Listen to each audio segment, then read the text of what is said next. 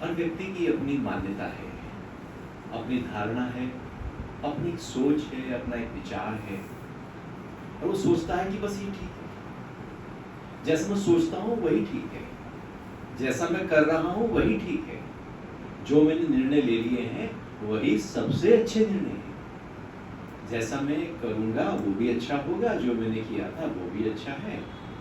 अपने अहंकार को इतना मजबूत कर देता है कि वहाँ से वो दाएं बाएं नहीं होता और सारे दुख, उलझन, झंझट का कारण यही हमारी मान्यता और धारणा बनकर बैठ जाती है।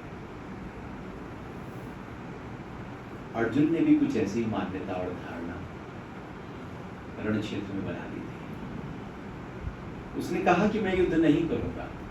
उसने सोच लिया, जैसे हम भी सोच लेते भाई हम काम नहीं करेंगे, हम ये नहीं करेंगे, हम वो नहीं करेंगे, अपनी ओर से हम कुछ उल जुलूल चीजें सोचकर बैठ जाते हैं। तो जब हम किसी मान्यता और धारणा के साथ जीवन को जीते हैं तो कभी जीवन ऊंचे स्तर पर हो ही नहीं सकता, क्योंकि एनर्जी हमारी ब्लॉक हो रही है, हमारी एनर्जी फ्री फ्लो है ही नहीं, वो ऊर्ध्व गति को प्राप्त होगी ही नहीं, क्योंकि उसने कुछ पहले से ही ठाने हुए हैं, कुछ पहले से ही पकड़ा हुआ है। जब कुछ पकड़ा हुआ है तो उड़ेंगे कैसे? नाव में लंगर यदि डाला हुआ है तो तैरेगी कैसे? बड़ा मुश्किल होगा तैरना उसका। हम भी अपने मन से कुछ लंगर डाल देते हैं। ऐसे में फिर एक मास्टर आता है, वहां पर कृष्ण आए और उसकी जो मान्यता है, उसकी जो धारणा है, उसकी जो सोच है, उसके जो विचार हैं, उसके जो निर्णय हैं, अब अपना सजेशन दे रहे हैं, अपना मत देते हैं कि हे अर्जुन ये मेरा मत है, कोई आदेश नहीं देते, क्योंकि आदेश में यदि व्यक्ति कार्य करेगा भी तो वो थोड़ी देर के लिए करेगा, एक बार कर लेगा, उसके जीवन में परिवर्तन पूरी तरह से नहीं आएगा। सहमति में परिवर्तन आता है, आदेश में परिवर्तन नहीं आता। तो हम कोई आदेश दे किसी को तो एक बार काम कर देगा, लेकिन दूसरी बार चूंकि वो आदेश था तो दूसरी बार वो भूल जाएगा। लेकिन यदि उसके अंदर पूरी तरह से सहमति आ गई इस कार्य को लेकर, किसी भी कार्य को लेकर, तो वो कभी भी भूलेगा नहीं, क्योंकि वो उसका इनवाइट हो गया है, वो उसका अंग संग हो गया है, वो इसका हिस्सा हो गया है। तो पूरी की पूरी गीता एक मत है। अर्जुन मेरा ये मत है, तू मान तो तेरे लिए भलाई है, दबाव नहीं है, पूरा एक उत्साह पैदा किया जा रहा है। और ये हमारे सबके साथ है, क्योंकि अर्जुन हमारा मन है जो मान्यताओं और धारणाओं में उलझा है, फंसा है, अटका है, और हमारी कॉन्शियसनेस, हमारा ही विवेक कृष्ण है जो हमारे अंदर से आवाज आती है कि ये बेकार है, ये मान्यता है, धारणा है, ये देखा देखी है, ये तो परंपरा है बाहर की, इसमें क्यों अटक रहे हो, इसमें क्यों उलझ रहे हो? जीवन की यात्रा कहीं अंदर बह रही है और हम कहीं बाहर अटके होते हैं। जीवन बाहर बहता है क्या? लेकिन हम अटके कहां होते हैं? बाहर किसी में अटक गए, किसी धर्म में अटक गए, किसी सोच में अटक गए, किसी जाति में अटक गए, कहीं अटक गए, किसी समूह में अटक गए, कहीं अटक गए। जीवन अंदर बह रहा था, अटके बाहर। तो अंदर के जीवन को बाहर के अटकने से अनुभव किया नहीं जा सकता। आप अंदर का जीवन तभी अनुभव कर पाएंगे जब अंदर की पूरी तरह से साथ हो जाएंगे। और यदि बाहर अटके रहे, एक ख्याल भी बाहर रात को रह गया तो नींद में जा नहीं पाएंगे।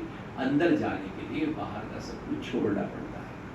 आपको ध्यान करना है और एक ख्याल यदि बाहर का है, हम चर्चा कर लेते ना इस पार्टी की, उस पार्टी की, वो पार्टी रात को ख्याल ले आओ और सो के दिखाओ। जिस पार्टी पे हम मरने मिटने को तैयार हैं, उस पार्टी का ख्याल आपको एक सोने नहीं देगा।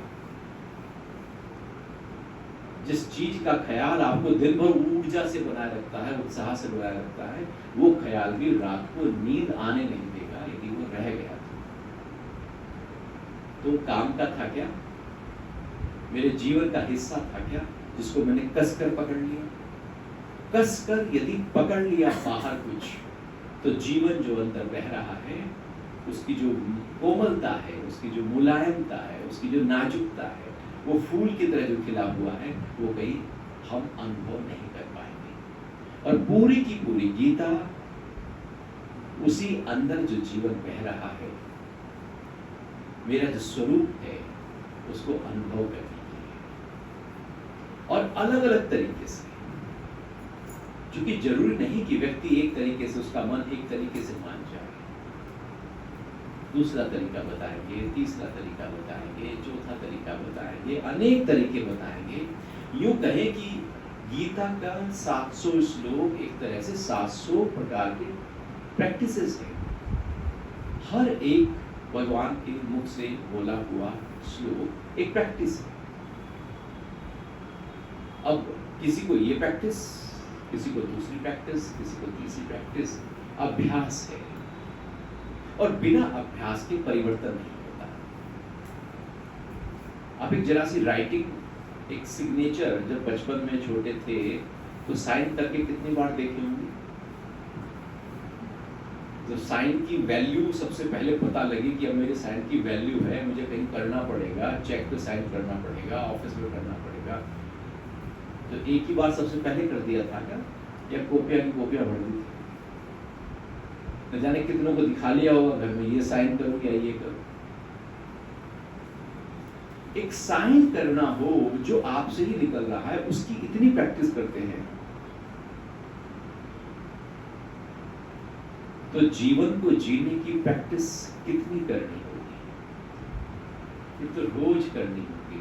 और वो साइन यदि उस प्रैक्टिस से ना करो तो बैंक वाला चेक मानेगा क्या? किसी दूसरी तरह से कर दो, 10 रुपए का चेक पास नहीं होने का आपका। उस प्रैक्टिस में आपको अपने आप को बनाए रखना पड़ेगा। अगर आप बैंक को नेट बैंकिंग के थ्रू जाते हो तो उस नंबर को याद करने की प्रैक्टिस आपको बनाए रखनी पड़ेगी। आप यदि नंबर जरा सा भी दाएं बाएं कर दोगे तो क्या एंटर कर पाओगे? जीवन एक अभ्यास है। जहां अभ्यास होता है वहीं सफलता होती है। बाहर अभ्यास होगा तो बाहर सफलता होगी, अंदर अभ्यास होगा तो अंदर सफलता होगी। गीता शास्त्र अंदर के अभ्यास सिखाते हैं कि कैसे अंदर का अभ्यास हो, और संसार बाहर का अभ्यास सिखाता है कि बाहर का अभ्यास कैसे हो। दोनों ठीक है, दोनों साथ साथ चलें तो बहुत अच्छे हैं, लेकिन होता क्या है कि कौन सा पक्का हो जाता है? बाहर का पक्का हो जाता है। तो बाहर तो सफलता मिल जाती है और वो सफलता बहुत कुछ दे भी देती है, लेकिन अंदर का अभ्यास पूरा ना होने से बाहर की सफलता भी बिल्कुल सूनी रह जाती है। लगता है कि ठगे से रह गए, सब कुछ किया भी था लेकिन कुछ तो सार ही नहीं आया। कुछ मजा लगा था, दूर से मजा है, लेकिन जब उसमें उतरे तो लगा कुछ है ही नहीं, ये तो ठीक तो सामान्य ही तो बात है, इसमें क्या मजा है। दूर से लगता है ना कि 5 स्टार में जाकर खाने में मजा है, जब सुबह को पेट साफ ना हो तो लगेगा बड़ी सजा है। दूर से बड़ा अच्छा लगता है जो कि बाहर का है, और अंदर का तो अपने साथ हमेशा है ही है। तो गीता अंदर की प्रैक्टिस है, अपने साथ की प्रैक्टिस है। और गीता का 8वां अध्याय प्रैक्टिस का अध्याय है। यदि फिजिकली रूप से प्रैक्टिस में जाना हो तो 8वां अध्याय बोलते हैं।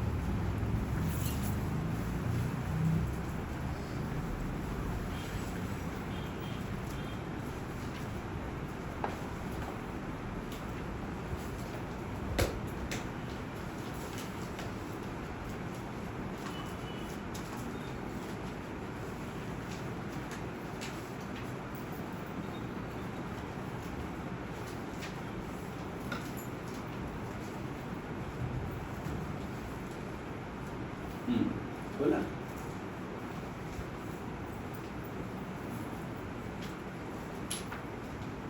8वें अध्याय का पहला ही जो श्लोक है, कौन पढ़ेगा?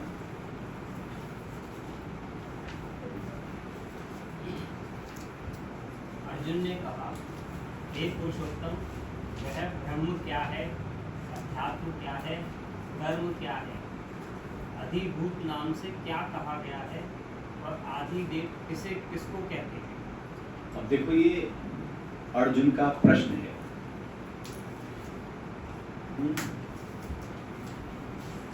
है ना? अच्छा, अर्जुन ने भगवान के सामने उससे पहले कभी अध्यात्म सुना भी नहीं था।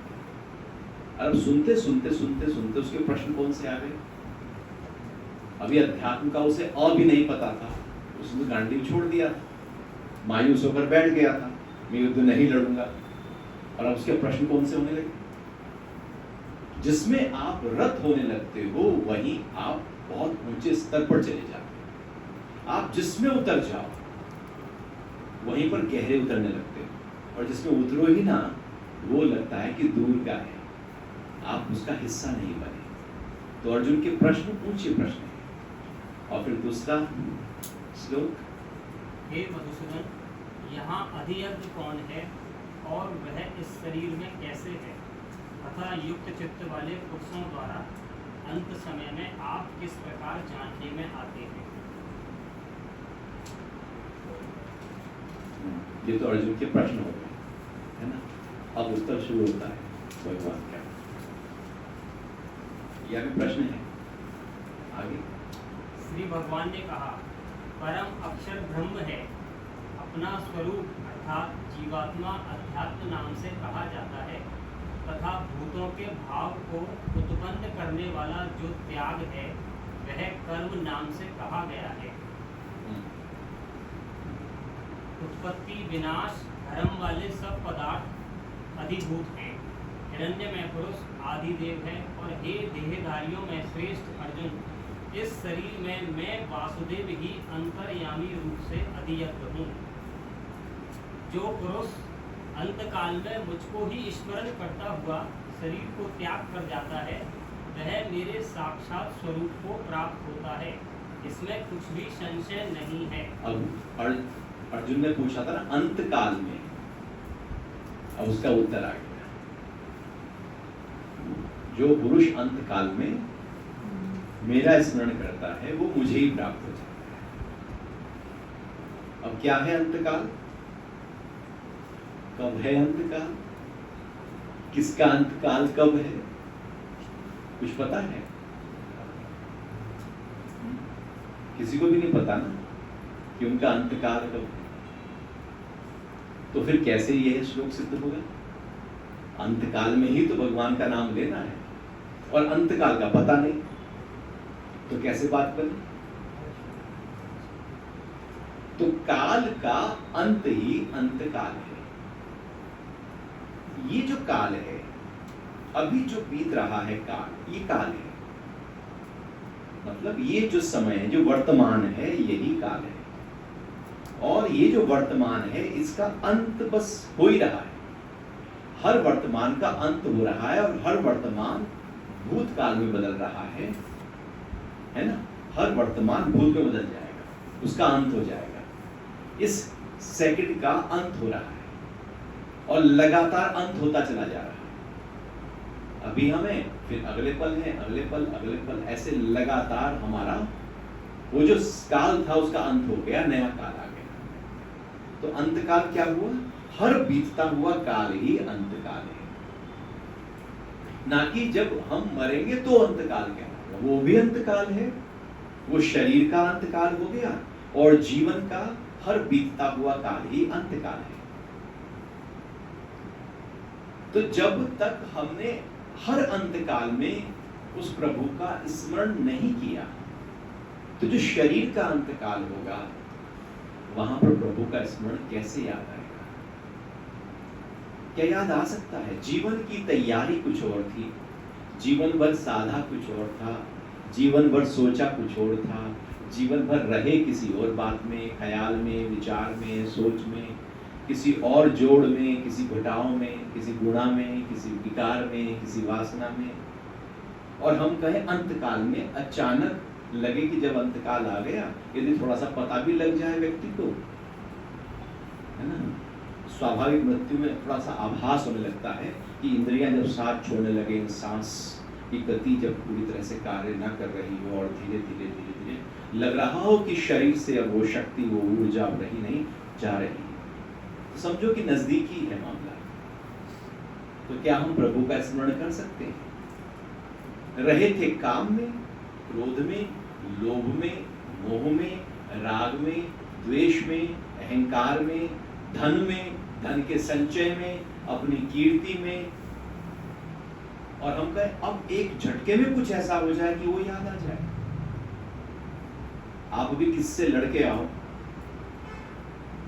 और गीता खोलो और गीता पढ़ो ही, क्या आपको गीता का श्लोक आप पढ़ पाओगे? या वो जो लड़के आए थे वो चल रहा होगा? वो छूटता ही नहीं है। वो तो अभी 1 मिनट के लिए लड़े थे, 10 मिनट के लिए लड़े थे, और जो जीवन भर किया हो वो कितना मजबूत हो जाएगा, वो कितना पक्का हो जाएगा। इसलिए बढ़ती उम्र में जब व्यक्ति मृत्यु के नजदीक होता है तो सबसे ज्यादा ग्लानि से भर जाता है, दुख से भर जाता है कि जीवन जैसे जीना था चूक गए, क्योंकि अब वो हाथ नहीं आने वाला, वो निकल गया, कोई भी हाथ में नहीं आएगा। जैसे अभी तक हमने जिया है, अभी तक हाथ में क्या आया, आगे भी हाथ में क्या आएगा। तो अंतकाल ग्लानि से ना भर जाए, दुख से ना भर जाए, अंतकाल में ऐसा न लगे कि गलत तरह से जीवन जिया था। और यदि परमात्मा दोबारा से आपको वही जीवन दे दे तो आप ऐसे ही जियोगे जैसे अभी जिया था। जैसे अभी तक का जीवन दोबारा से अलॉट हो जाए, चलो बेटा बचपन से शुरू करो, नई शादी करनी है तो वही शादी करोगे, नया कारोबार देखना है, नया सब वही कारोबार पकड़ लोगे, सब कुछ शहर वही लोगे, सब आप डिसाइड करने वाले हो। अब आप क्या, यदि यही आप दोबारा से चुनाव करते हो तो समझो कि ये जीवन पूरा पूरा जिया जा रहा है। और यदि रत्ती भर भी मन में ये आ जाए कि नहीं ये चीज चेंज कर सकता हूं, तो इसका मतलब है कि पूरा जीवन अब हमें जिया नहीं है, ऐसे ही है, आदतन है। तो अंतकाल का आभास जब हो जाए और प्रभु का स्मरण जब आ जाए तो जीवन को बेहतर तरीके से हम जीना शुरू कर देंगे, और नहीं तो ख्याल में जीवन को जिएंगे, विचारों में जीवन को जिएंगे। हमारा जीवन जैसा होना चाहिए था वैसा न हो पाएगा, क्योंकि हम किसी भूतकाल या भविष्य में रहकर जीवन को जी रहे हैं। अंतकाल का मतलब है बीतता हुआ ये जो पल है, इसका जो अंत हो रहा है, वहां पर भी प्रभु का स्मरण करना है। तो फिर प्रभु का स्मरण कहां रह गया, कहां चूक गए, हुआ ही नहीं। फिर तो प्रभु का स्मरण ही चला, लगातार उनका स्मरण ही चला, हर पल उनका स्मरण ही चला। और जब भी अंतकाल आया तो उन्हीं का ही स्मरण की प्रैक्टिस थी, उन्हीं का ही स्मरण रहा और उन्हीं में ही लीन हो गए। अब इसका अर्थ यह नहीं कि काम सारा छोड़कर हम कंठी गले में लगाकर और हाथ में माला जप कर और बस बैठ जाए, नहीं। स्मरण का मतलब है अंदर की ख्याल, याद। स्मरण कोई कर्म नहीं है।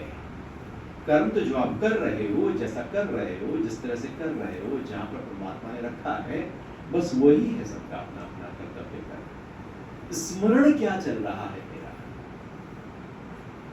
कर्म करते हुए स्मरण हो सकता है ना। जब आप खेती का काम करते हो तो कुछ स्मरण कुछ और हो सकता है या नहीं हो सकता? घर का, पत्नी का, बच्चों का, या कुछ और का, कैसे बेचना है, क्या करना है, कुछ और होगा या नहीं होगा? वो स्मरण क्या है? बहुत ही सूक्ष्म स्तर पर तैरने वाला जो विचार है वो क्या है? दुख क्या है? सूक्ष्म स्तर पर तैरने वाला नेगेटिव थॉट ही दुख है। सूक्ष्म स्तर पर तैर क्या रहा है मेरे अंदर, उसी से मेरा निर्माण हो रहा है। मैं वही हूं जो सूक्ष्म स्तर पर सोच रहा हूं। लेकिन यदि परमात्मा वहां पर आ जाए, उनका विचार आ जाए, उनका ख्याल आ जाए, उनकी अनुभूति आ जाए, उनका विराटता आ जाए, तो मेरे सारे दुख, सारी उलझन जो मैंने विचारों के माध्यम से इकट्ठा कर ली थी वो सब डिसॉल्व हो जाए। तो जो अंत काल में मुझे स्मरण करता है, ये तो रोज रात को देखते हैं, रात को आप किसी ख्याल के साथ सोएं, सुबह को सबसे पहला ख्याल वही हुआ या नहीं होता, आप कभी करके देखना, वही होगा। आप रात को 3 बजे भी यदि उठेंगे तो सबसे पहला ख्याल वही आ जाएगा जो रात को अंतिम ख्याल था, सुबह को प्रथम ख्याल वही बनने वाला है, चेन वही शुरू हो गई, श्रृंखला वही शुरू हो गई। यदि वो प्रथम ख्याल ना होता तो कल का दुख आज ना आता, और फिर आज रात का जो अंतिम विचार है वही कल का प्रथम ख्याल बनने वाला है, और जो अंतिम ख्याल है वो ख्याल पूरे दिन की एक श्रृंखला है। तो कल भी वही दुख पूरे दिन हमारे साथ खड़ा होने वाला है, और पूरे जीवन में जो जिया है अंत काल में वही सूक्ष्म रूप में प्रकट हो जाएगा। फिर जो अगला जन्म होगा वो फिर जैसे आज रात के बाद सुबह थी और वही ख्याल कंटिन्यू हुआ, ऐसे नया जन्म कंटिन्यू हो जाएगा। उसी को ही 84 लाख का चक्र कहते हैं। तो अंत काल एक ऐसा समय है, रात्रि एक ऐसा समय है, यदि आपने दिन भर के विचारों को तोड़ दिया तो अगले दिन जब सुबह उठेंगे तो कल वाला ख्याल नहीं होगा।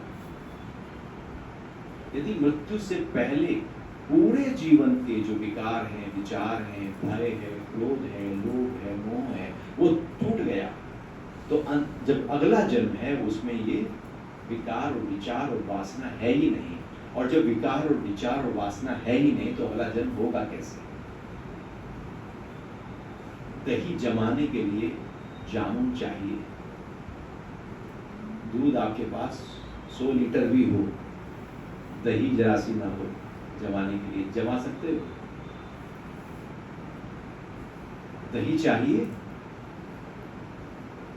जामुन चाहिए, और उसके बाद दही बन जाए, चाहिए नहीं चाहिए? तो यदि दही नहीं है, अंदर कोई विचार ही नहीं है, तो दूध जमेगा कैसे? कोई इस जन्म का विचार ही नहीं बचा मृत्यु के समय, तो अगला जन्म होगा कैसे? क्योंकि ये तो एक श्रृंखला है। एक पेड़ है, उससे बीज है, हवा से उड़ता है, जंगल में फैल जाता है, बहुत सारे पेड़ निकल आते हैं। ऐसे ही होता है, हवाएं जो हैं पराग के कणों को ले जाती हैं, सब जगह जंगल तैयार हो जाता है। बीज ही ना हो तो पेड़ क्या हो सकता है? बीज है तो पेड़ है, विचार संस्कार हैं तो नया जन्म है, संस्कार ही नहीं तो नया जन्म कैसे? तो जब अंत काल में प्रभु का स्मरण आ गया और प्रैक्टिस उसी की ही रही, तो ये सारी प्रैक्टिस है हमारे चित्त में पड़े हुए संस्कारों को डिसॉल्व करने की। याद उसकी है, लगातार है तो धुलाई हो रही है, सफाई हो रही है, अंदर और विचार हट रहे हैं और मान्यताएं धारणाएं हट रही हैं, सारा दुख, सारा पास, सारा फ्यूचर सब टूटता जा रहा है, क्योंकि अंदर वो ख्याल बड़ा हो गया। तो इसलिए भगवान कह रहे हैं कि अंत काल, अर्जुन ने पूछा अंत काल, तो भगवान ने कहा अंत काल में करना क्या है? लेकिन अभी हम क्या करते हैं, वो अंत काल में मरते हुए व्यक्ति के पास जाके गीता सुनाना शुरू कर देते हैं, उसे कहते हैं राम बोल, बोला जा नहीं रहा, मुंह से जबरदस्ती बुलाए जा रहे हैं, भाई राम बोल, ले तुलसी खा ले, गंगा जल पी ले। जीवन भर उसने कलह की है, मारकाटी की है, वो हिंसा में ही रहा है, वो बस तू मैं में ही रहा है, वो निंदा में और उसमें ही रहा है, और अंतकाल में वो कहते हैं चल भैया बनारस चल। अंतकाल, ये ऐसे अंतकाल से मुक्ति होती नहीं है, वो तो जबरदस्ती का आरोपण है। आरोपण से कभी भी उस अंतकाल, ये जो भगवान कह रहे हैं, उसको रिप्लेस नहीं किया जा सकता। कुछ जबरदस्ती फोर्सफुली करा के अंदर तो उसके कुछ और चल रहा है ना। अब आपको कहा जाए यहाँ पर भैया आज पार्टी है, और आपके अंदर चल रहा है कि आज पार्टी है, तो पार्टी करेंगे, और वहां पता लगा मूंग की दाल खड़ी है सामने, सूखी रोटी मूंग की दाल, आपके मन में आप अच्छा पार्टी कार्ड लिख दिया था, सारे व्यंजन जो है कार्ड में लिखे गए थे, तो आपके मन में रस तो वही है ना, और वहां जाकर मिला आपको कुछ और। अब वो जबरदस्ती ठूसा जाए आपके मुंह में, ले तो मूंग की दाल खा, तो मूंग की दाल अंदर जाएगी आपके? जाने वाली है क्या? बच्चों को कहा जाए कभी लेके जाना है ऐसे कि पिज्जा बर्गर खिलाएंगे आज, आपको ठूस के आ जाएंगे वो कि तुम ही खा लो, तुम ही नहा लो इसमें भी। जो चल रहा है अंदर, वो अंदर महत्वपूर्ण है, जो बाहर दिख रहा है वो बिल्कुल गैर महत्वपूर्ण है। वो आप मुंह में डालोगे भी मूंग की दाल तो वो अंदर दिखनेगा नहीं व्यक्ति, ऊपर से बोलोगे भी नाम तो अंदर चलेगा नहीं नाम, क्योंकि अंदर तो कुछ वासना चल रही है, कुछ विकार चल रहा है, कुछ जोड़ घटाव चल रहा है, कुछ और एकदम व्यापार चल रहा है अंदर, क्योंकि जीवन भर उस व्यापार की तैयारी थी, तो वही तो चलेगा।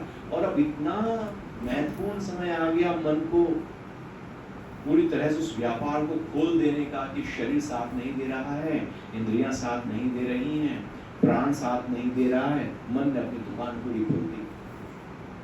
पूरे जीवन की दुकान खोलकर एक वृद्ध व्यक्ति बैठ जाता है। एक जवान व्यक्ति पूरे फ्यूचर की दुकान खोलकर बैठ जाता है, वृद्ध व्यक्ति पास्ट को खोलकर बैठ जाता है, और बच्चा अभी को खोलकर बैठता है। तो पास्ट में यदि प्रभु का स्मरण ही स्मरण रहा है तो अब चलेगा क्या? वही चल रहा है। अब राम का नाम अंदर से निकलेगा, आपको जबरदस्ती राम का नाम दिलाने की आवश्यकता नहीं है, अंदर से आएगा, अंदर से फूटेगा, क्योंकि वही है रोलिंग अंदर उसकी। तो उसी की ट्रेनिंग, उसी की प्रैक्टिस का यह श्लोक है। अगला, एक कुंती पुत्र अर्जुन, यह मनुष्य अंतकाल में जिस जिस भी भाव को स्मरण करता हुआ शरीर का त्याग करता है उसको ही प्राप्त होता है, क्योंकि वह सदा उसी भाव से भावित रहता है।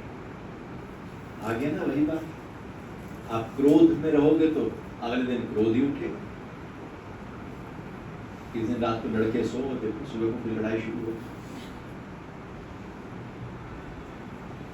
तो जीवन के अंतकाल में यदि लोभ जगा है तो अगला जन्म लोभ के साथ होगा ही होगा।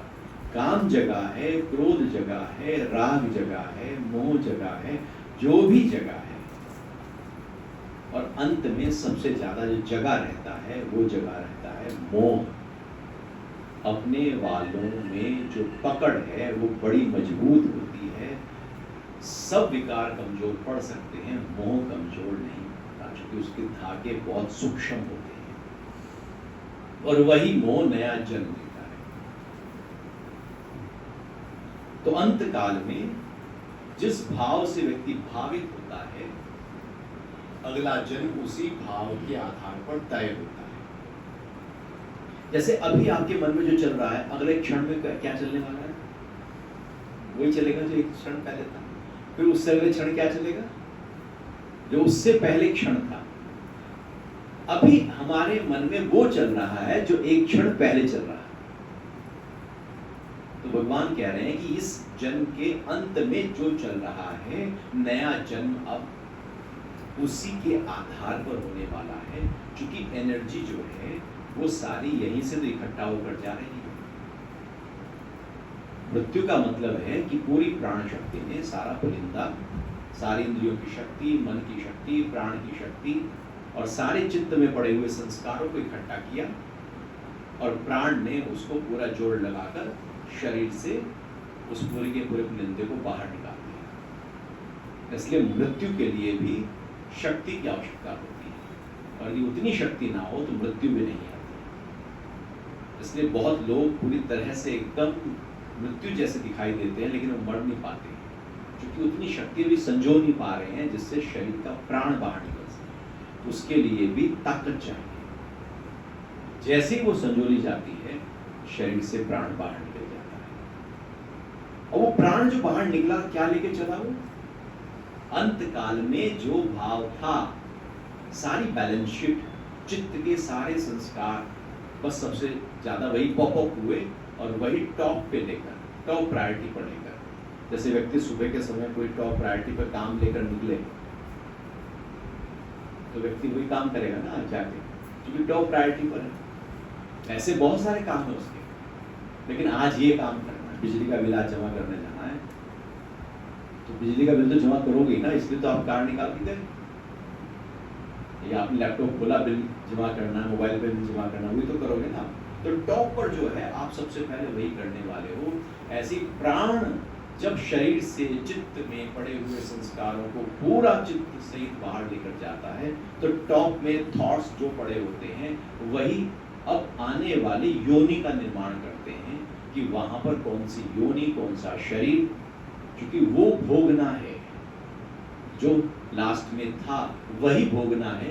इसलिए जो जीव है वो भ्रमण करता है जब तक उसको उस तरह का शरीर ना मिल जाए, माहौल ना मिल जाए, परिवार ना मिल जाए, माता पिता ना मिल जाए, वो भ्रमण करता रहता है, वो देखता रहता है। जो फीड हो गया है उसके पीछे लग जाता है। जैसे एंटी मिसाइल होती है ना, तो मिसाइल में फीड कर दिया ना, कोडिंग कर दी उसके पीछे, तो वो रॉकेट के पीछे लग जाएगी। रॉकेट भागा जा रहा है, वो उसके पीछे लग गई, क्योंकि वो कोडिंग हो गई है, वो उसको पूरी तरह से एक तरह से टाइप को मतलब उसके साथ को कनेक्ट कर दिया है। तो ठीक ऐसे ही वो विचार, अंत का विचार जो है वो एक कोडिंग हो गई है, और जब तक उस जीव को वैसा माहौल नहीं मिल जाता तब तक वो जन्म नहीं लेता। तो वो जो बीच का ट्रांजिट पीरियड है, जब तक वो जन्म नहीं होता, और उस ट्रांजिट पीरियड में वो जो जीव है, यदि बहुत शुभ विचार थे तो शुभ भाव के साथ ट्रैवल करता है, अशुभ विचार थे तो अशुभ भाव के साथ ट्रैवल करता है। उसी को स्वर्ग या नरक कहते हैं। यदि अच्छे विचारों के साथ गए तो ट्रांजिट पीरियड स्वर्ग कहलाया, बुरे विचारों के साथ गए तो ट्रांजिट पीरियड नरक कहलाया। और वो स्वर्ग नरक केवल वही नहीं, यहाँ भी है।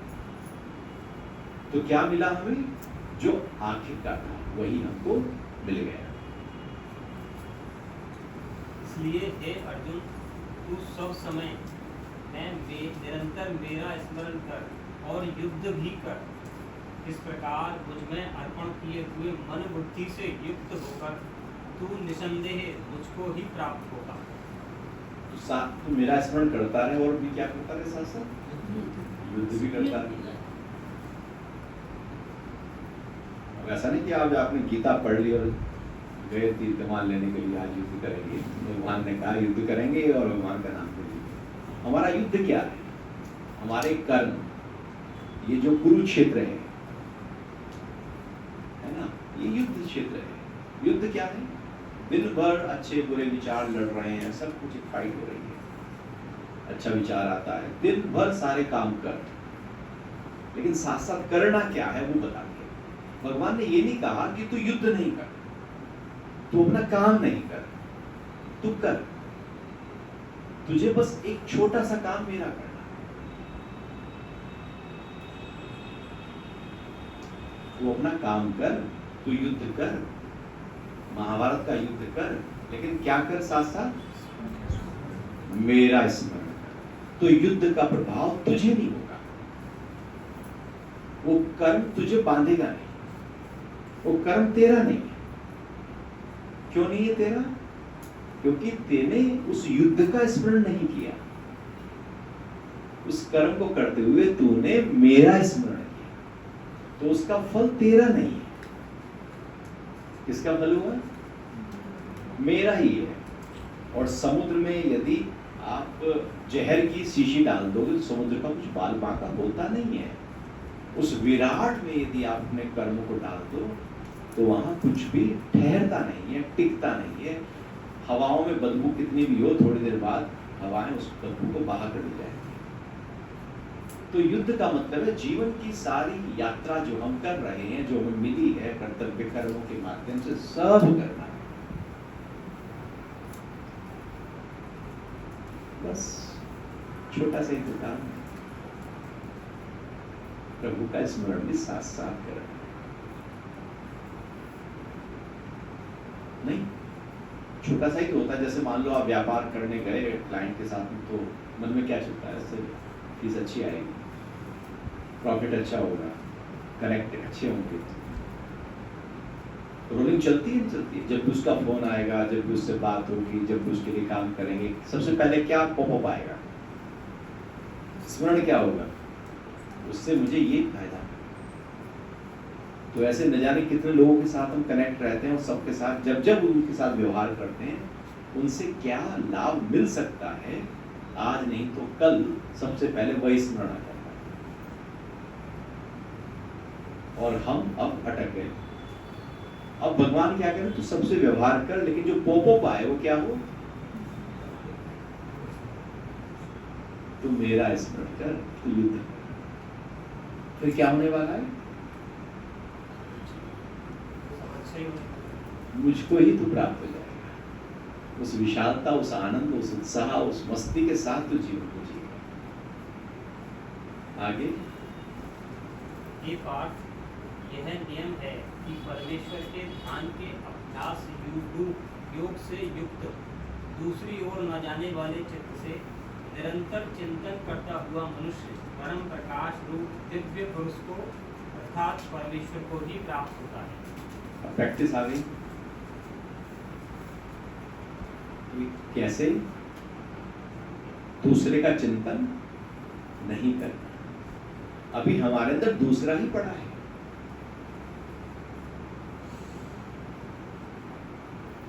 अक्सर सुबह से लेकर रात तक हमारे मन में दूसरा होता है या नहीं होता, दूसरे बदलते रहते हैं। होता दूसरा ही है, बदलते रहेंगे। जिसका फोन देखेंगे, जिसका मैसेज देखेंगे, जिसका मेल देखेंगे, जिसको सामने आएगा, होगा दूसरा। चिंतन किसी दूसरे का है, चिंतन स्व का नहीं है। स्व चिंतन नहीं है, पर चिंतन है। यहां पर जो प्रैक्टिस बताने वाले हैं वो है स्व चिंतन की। कैसे तू अपने ही स्वरूप में टिक जा, सबका चिंतन छोड़ कर सकल द्वार बंद समाधि लगा के दे। सारे द्वार बंद कर दे, बाहर तू अंदर आ जा।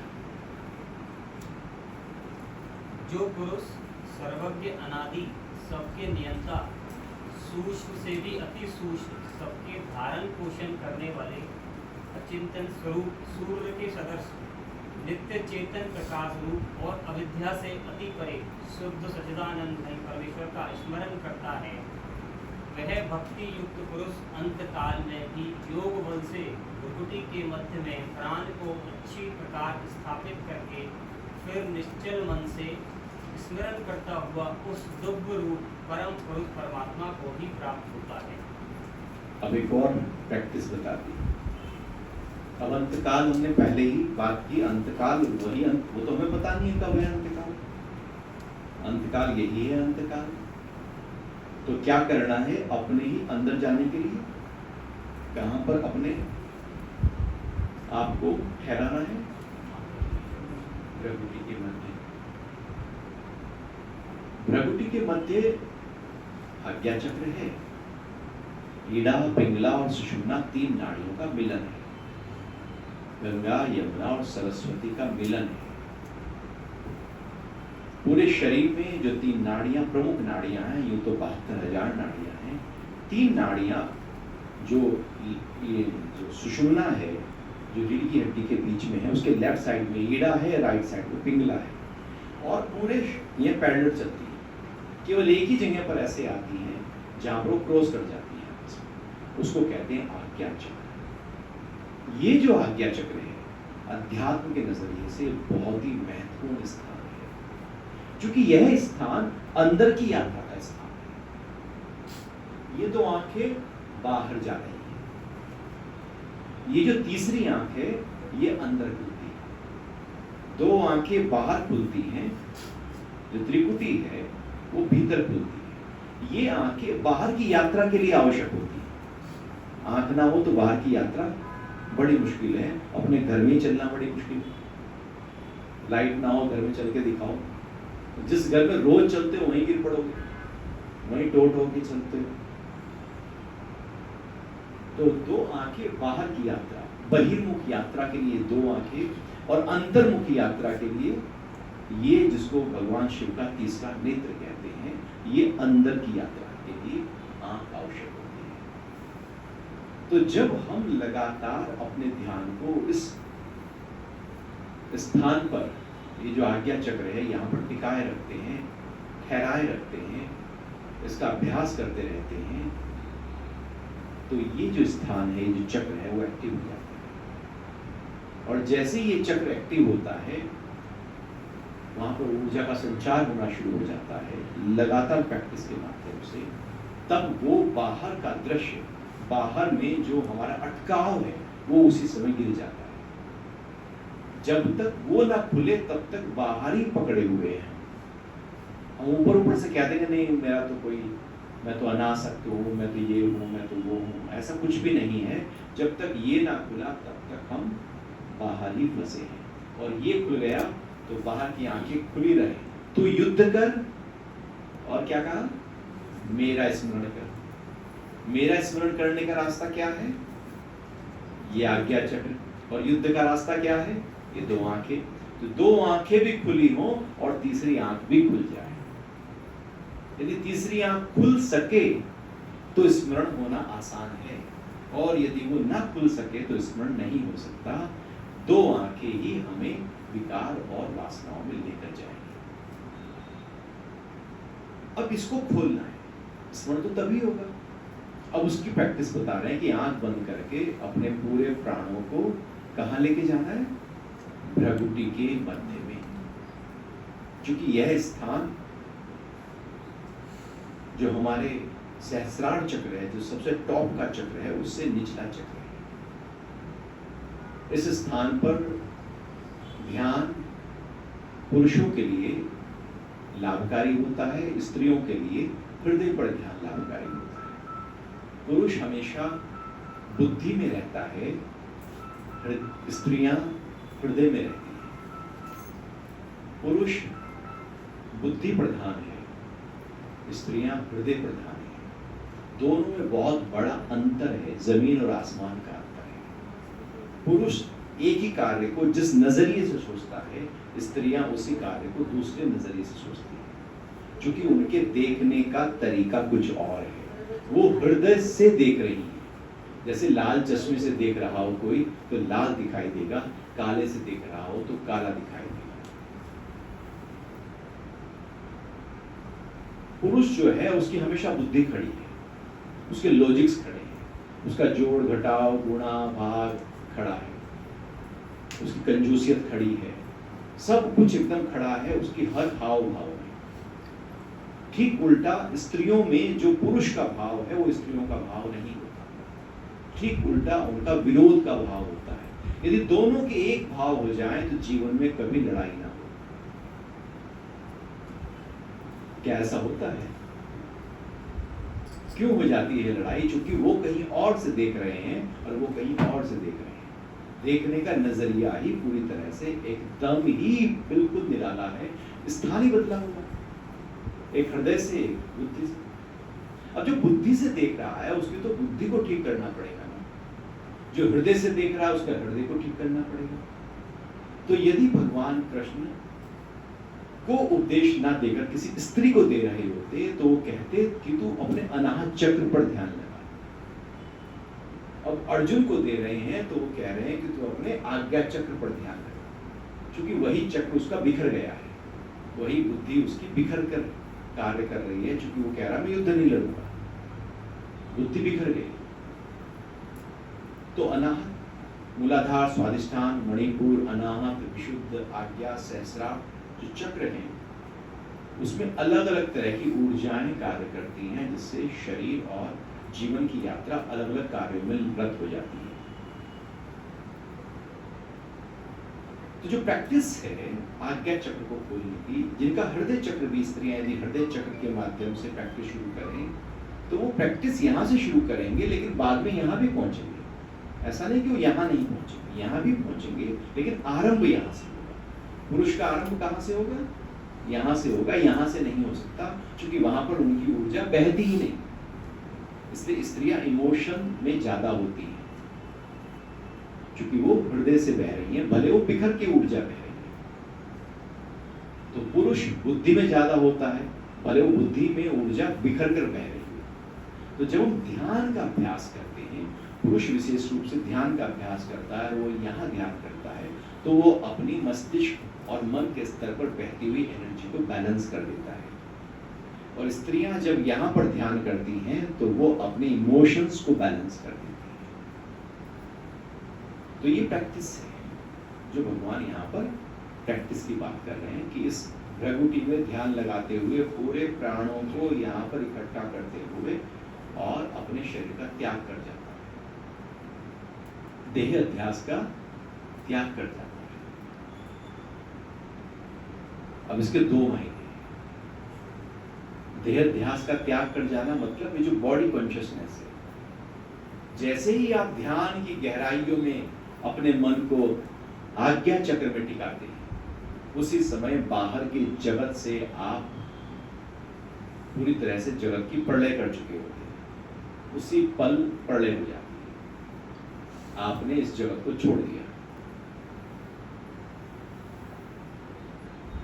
दिया ना, आप यहाँ जगत छूट गए, प्रलय हो गई।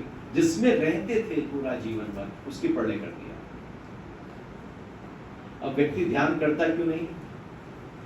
सारा जीवन जिसको बनाया, ध्यान उसको मिटाता है, बनाया उसको और इस ध्यान ने मिटा देगा, तो मैं ध्यान क्यों करूं? यदि मिटाना ही था तो उसमें क्यों लगा? आप कभी देखना, जब व्यक्ति की धन कमाने की होड़ शुरू हो जाती है तो ध्यान में 2 मिनट बहुत दूर की बात है, 1 मिनट भी बैठ नहीं सकता, क्योंकि अंदर आग लग गई, बाहर जाती है। अब वो अंदर बैठ ही नहीं सकता। कैसे बैठेगा? क्योंकि बैठेगा तो उसको प्रलय करनी पड़ेगी। जिसको बड़ा कर रहा है उसमें आग लगानी पड़ेगी, बड़ा मुश्किल है। छोड़ना पड़ेगा ना उस विकार को, उस वासना को, उस इच्छा को, उस परिवार को, उस जगत को जो मन में चल रहा है, ध्यान में सब छोड़ना पड़ेगा। और लगातार उसी का पोषण किया जाए तो कैसे छूटे? तो यदि हम यहाँ बैठकर अपने ध्यान को यहाँ पर लगाएंगे तो ये वाला सब छूट जाएगा। उसकी प्रलय हो गई और यहाँ पर स्थित हो गई। ये हो गया बॉडी कॉन्शियसनेस से ऊपर उठ जाना, देह अध्यास से ऊपर उठ जाना। और दूसरा है शरीर का भी त्याग की जो प्रैक्टिस है, वो भी यही है कि वो यहाँ से हम ध्यान को यहाँ पर लगाकर योगी जो है अपने शरीर का त्याग कर जाते हैं। ट्रैवल, मुक्ति का ट्रैवल यहाँ से शुरू होगा, चक्र में यहाँ से शुरू होगा और वो यहाँ से निकल जाएगा। ये उसका मार्ग है। इसलिए कपाल क्रिया कर देते हैं कि यहाँ से ट्रैवल हो जाए। वो तो हम करते हैं, योगी अपने आप कर लेता है। यहाँ से शुरू हुई यात्रा, भ्रगुटी के मध्य में प्राण को इकट्ठा किया, यात्रा शुरू की। यहाँ से यहाँ तक कितनी दूर है? कुछ भी दूर नहीं है, क्योंकि सारे चक्र लाइन। यहाँ से आप इस स्थान से यदि आपको गुड़गांव पहुंचना है तो मंडे की मॉर्निंग आप निकलो तो कितने घंटे लगने वाले हैं? 1.5 घंटा। और रात को 12 बजे निकलो, कुछ भी नहीं है, एकदम भागे चले जाओ। आप एयरपोर्ट पहुंचना हो 1 घंटा लगेगा, 1.5 घंटा लगेगा, और आप रात को निकलो, अब 20-25 मिनट में आप एयरपोर्ट पर हो। नहीं होते, हम तो ऐसे ही देखते हैं, हम तो ऐसे ही पहुंच जाते हैं फटाक से। तो यदि मार्ग बिल्कुल क्लियर है तो एकदम आप पहुंच जाओगे, और मार्ग क्लियर नहीं है तो एनर्जी वहां जाएगी। तो योगी ये टेक्निक बता रहे हैं कि योगी सारे प्राण को यहाँ इकट्ठा करता है, क्योंकि यहाँ इकट्ठा करने की उसकी प्रैक्टिस है। और फिर उसके बाद क्या होता है, सहस्रार से, कपाल क्षेत्र से उसका बोलता जो है, जो जीव है, उस क्षेत्र को फाड़ता हुआ बाहर निकल जाता है, क्योंकि यही सॉफ्ट है। छोटे से बच्चे का सिर को देखना, सबसे नाजुक स्थान क्या है? और कैसे हिलता है वो, हिलता है नहीं हिलता, अपना है देखो हिल रहा है, हार्ड हो गया तो वो फिर एक्टिव हो जाता है, क्योंकि बच्चा पूरी तरह से, जो बच्चा है वो निष्कपट है, निष्भाव है, उसमें यदि ट्रेनिंग दी जाए, स्पिरिचुअलिटी की किसी भी ट्रेनिंग दी जाए तो एकदम उसको पिकअप कर लेगा। छोटा बच्चा 8 साल तक और उससे पहले भी उम्र बढ़ने के साथ साथ उसकी शिक्षा को पकड़ने की सामर्थ्य घटती चली जाती है। जितनी कम उम्र है उतनी उसकी गीगाबाइट्स, उसके ब्रेन सेल्स उतने ही ज्यादा है। इसलिए बचपन से ही लोग सब कुछ सिखा देते हैं बच्चों को और बाद में वो आदत बन जाती है। आज आप हारमोनियम सीखने लगो, बड़ा मुश्किल होगा, उंगलियां नहीं चलेंगी, अकड़ी पड़ी है वो कैसे चलेंगी? बढ़ती उम्र में उंगलियां अकड़ जाती है। आप ताड़ासन के लिए उंगली हिला के देखो, जब पता लगेगा अकड़ है या नहीं। बिल्कुल आराम से हो जाती है ताड़ासन, 10 साल पहले जैसे होता था, या आज कठिनाई होती थोड़ी सी? करके देखो, यहाँ ऐसे उंगलियां फंसा हुआ, ऐसे खींचो जरा, आराम से हो रहा है? यहाँ उंगलियां खिंचाव में आराम से या खिंचाव आ रहा है? क्यों खिंचाव आ रहा है? सब जकड़ रहा है मामला, और जब पूरी तरह से जकड़ जाए उसी को बुढ़ापा कहते हैं, और जब पूरी तरह से वो लचीला रहे उसी को बचपन कहते हैं, और जब कहीं लचीला और कहीं जकड़न रहती है उसे जवानी कहते हैं। तो ये हार्ड हो जाता है। तो भगवान कह रहे हैं, ट्रेनिंग टेक्निक बता रहे हैं कि यहाँ से शुरू करते हैं और वो यहाँ से कपाल क्रिया करते हुए जीव बाहर निकल जाता है, और इस चक्र से जब बाहर निकलता है तो उसकी मृत्यु नहीं होती, उसकी मुक्ति होती है। ये नहीं कहेंगे वो मृत्यु को, उसकी मृत्यु होगी, उसे कहेंगे निर्वाण प्राप्त हो गया, कैवल्य प्राप्त हो गया, मोक्ष प्राप्त हो गया, मुक्त हो गया। उनके लिए शब्द अलग है। तो एक सामान्य व्यक्ति को हम कहेंगे निर्वाण को प्राप्त हो, कह कुछ भी सकते हैं, मोक्ष को प्राप्त हो गया। मोक्ष का जीवन में कोई तैयारी नहीं की और लास्ट में मोक्ष मोक्ष ध्यान करते रहते हैं, मोक्ष को प्राप्त हो गया। यहां से निकला तो मोक्ष है, नहीं तो क्या होता है, कहीं आंख से निकल के आंख खुली रह जाती है, कान से निकल गया कान, एनर्जी कहीं तो निकल जाए, किसी का मूत्र से निकल जाता है, किसी का मल से निकल जाता है, अंत समय में किसी का मल मूत्र निकल जाता है, जिस द्वार किसका मुंह खुला रह जाता है, जिस एनर्जी प्राण तो निकलेगा कहीं ना कहीं से, 9 द्वारों से निकलेगा, नहीं तो 10वां द्वार है और कोई द्वार नहीं। अभी 10वें द्वार से नहीं निकलता है, इसलिए कपाल क्रिया कर देते हैं, भैया तुम 10वें द्वार से निकल जाए। तो ये प्रैक्टिस है जो ध्यान की प्रैक्टिस है। एक श्लोक और पढ़ लेते हैं। वेद के जानने वाले विद्वान जिस सच्चिदानंद घन स्वरूप परम पद को अविनाशी कहते हैं, आसक्ति रहित यज्ञशील सन्यासी महात्मा जन जिसमें प्रवेश करते हैं, और जिस परम पद को चाहने वाले ब्रह्मचारी लोग ब्रह्मचर्य का आचरण करते हैं, उस परम पद को मैं तेरे लिए संक्षेप में कहूँगा। सब इंद्रियों के द्वारों को रोककर तथा मन को हृदय में स्थिर करके फिर उस जीते हुए मन के द्वारा प्राण को मस्तक में स्थापित करके परमात्मा संबंधी योग धारणा में स्थित होकर जो पुरुष ओम इस एक अक्षर स्वरूप ब्रह्म को उच्चारण करता हुआ और उसके अर्थ स्वरूप मुझ निर्गुण ब्रह्म का चिंतन करता हुआ शरीर को त्याग कर जाता है, वह पुरुष परम गति को प्राप्त होता है। हे अर्जुन, क्लियर हो रहा है? और टेक्निक बता कि यहाँ पर ध्यान लाकर करना क्या है, क्या करना है? ओम। क्या है ओम? एक यूनिवर्सल साउंड जो लगातार हो रही है, पूरे ब्रह्मांड में हो रही है, पूरे शरीर में हो रही है, कण कण में हो रही है। ओम ही ओम गूंज रहा है, ओम के अलावा कुछ हो ही नहीं रहा है। जितने भी ध्वनि हैं इनका आधार ओम है।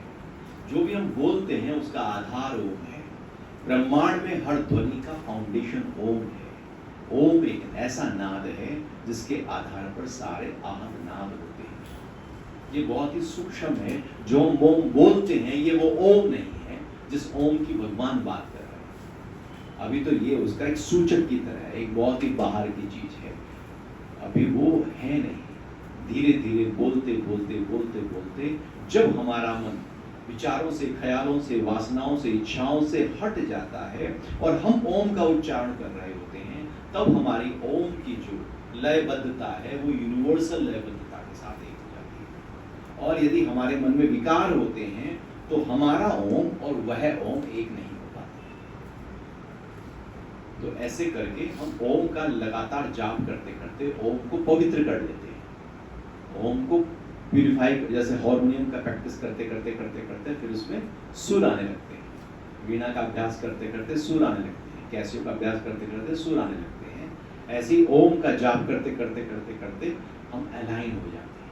और जैसे ही अलाइन होते हैं, वह जो ओम का जाप है वो हमारे अंदर के अनहद नाद के साथ कनेक्ट हो जाता है।